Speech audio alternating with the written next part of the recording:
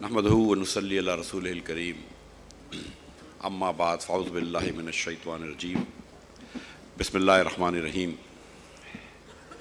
Stage پہ بیٹھے ہوئے علماء کرام،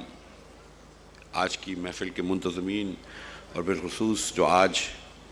علماء کرام اور مفتی کرام فاضل التحصیل ہو رہے ہیں، اور نیچے بیٹھے ہوئے میرے بھائی، السلام علیکم۔ مجھے یہ بڑی خوشی ہے کہ شیخ اظہر کے ماموں ہونے کے ناطے مجھے ہر سال ادھر دعوت آتی ہے، اور میں کئی سالوں سے آ رہا ہوں، اور یہ میں دیکھ رہا ہوں کہ یہاں پہ جو لوگ ہیں وہ بڑھتے جا رہے ہیں، کہ جہاں پہ 8-9 لوگ ہوتے تھے تو آج میں نے پوچھا ہے کہ یہاں پہ 25 لوگ ہیں اللہ کی مہربانی سے جن کو مفتی کی اور عالم کی سند ملے گی۔ تو اس سے پتہ چلتی ہے کہ یہ ادارہ بھی ترقی کر رہا ہے، اور اس ادارے سے جو اسٹوڈنٹس ہیں وہ بھی ترقی کر رہے ہیں، تو یہ ایک بڑی اچھی خوشی کی بات ہے۔ میں جب ہر سال آتا ہوں تو میں اسٹوڈنٹس کو مبارکباد دیتا ہوں، منتظمین کو اور اسکول کو مبارکباد دیتا ہوں اور چلے جاتا ہوں، کوئی لمبی گزارش کرنے کی ہوتی نہیں ہے۔ میرا اپنا سبجیکٹ بہت دور ہے، لیکن میں پچھلے سال میں نے ایک گزارش کی تھی کہ یہ جو لوگ یہاں سے گریجویٹ ہو کے جا رہے ہیں ان کے لیے کام تھوڑا مشکل ہے کہ ان کو پورے معاشرے کی اصلاح کرنی ہوتی ہے۔ جیسے فرمایا تھا مفتی صاحب نے کہ ڈاکٹر تو ایک مرض کا علاج کر رہا ہوتا ہے، لیکن آپ لوگوں کو معاشرے کی علاج کرنی ہوتی ہے۔ تو آج میں ایک چھوٹا سا مسئلہ آپ کے سامنے رکھنا چاہ رہا ہوں، اگر میری بات کسی کو بری لگے تو میں معذرت بھی چاہتا ہوں، کہ 2-3 دن پہلے آپ نے دیکھا ہے کہ ننکانہ صاحب میں ایک صاحب کو کسی کو جیل میں تھا، تھانے سے نکالا اور اس کو زندہ جلا دیا گیا تھا۔ وہ بلاسفمی کے اندر اس کا اکیوز تھا، اور 2 سال سے جیل میں تھا۔ وہ جو شخص تھا وہ مجھے اچھی طرح نہیں پتہ، لیکن میرے خیال سے وہ جادو وغیرہ کچھ کرتا تھا، اور قرآن مجید کے ورق میں اس نے اپنی کوئی پرانی فیل لگا کے اس کے اوپر جادو کر رہا تھا، پھر پکڑا گیا۔ تو کچھ دنوں پہلے اس کو 2 سال سے وہ جیل میں تھا، اس کو لوگ گئے اشتعال میں، اس کو تھانے سے نکالا، اس کو جلایا اور مار دیا۔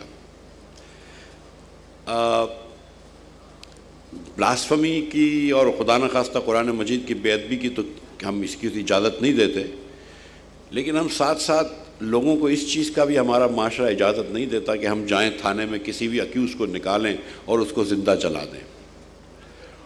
یہ معاشرہ جو ہے بڑی مشکل کی طرف جا رہا ہے۔ یہ مجھ سے پہلے جو مفتی صاحب آئے تھے انہوں نے ایک بات کی کہ اب بچے اور بچیاں جو اس کالجوں میں ہوتے ہیں پاکستان کی، وہ اللہ تعالیٰ کے ایگزسٹنس کی بات کرتے ہیں اور اس کی بات کرنے جا رہے ہیں۔ تو یہ بھی ایک، اگر ہم اپنے معاشرے کو بہتر معاشرہ کر دیں تو شاید لوگ گمراہ نہ ہوں۔ تو یہ جو چیلنج ابھی آپ لوگوں کے سامنے ہے، میں اسٹوڈنٹس کی بات کر رہا ہوں، جو آج 25 جو اسٹوڈنٹس یہاں سے نکل رہے ہیں، علماء کرام اور مفتیان کرام، کہ یہ چیلنج ہے آپ کے لیے کہ آپ کو اسلام کے اوپر صحیح گائیڈ بھی کرنا ہے بچوں کو، لوگوں کو، اور اس قسم کی جو حرکتیں کرتے ہیں اشتعال انگیزی کی، اس سے بھی دور رکھنا ہے کہ آپ بالکل اس کی اجازت نہیں ہونی چاہیے کہ کوئی خدا نخواستہ بے ادبی کرے، لیکن اس کی بھی اجازت نہیں ہونی چاہیے کہ آپ قانون ہاتھ میں لیں اور اس چیز کی بات کریں تاکہ پورے دنیا عالم میں، پورے عالم میں پاکستان کی بدنامی ہوتی ہے، یہاں پہ لا اینڈ آرڈر کی بدنامی ہوتی ہے اور دیگر چیزیں ہوتی ہیں۔ تو ایک جو یہ ہے کہ ہم کو اس قسم کا ایک معاشرہ چاہیے کہ جہاں پر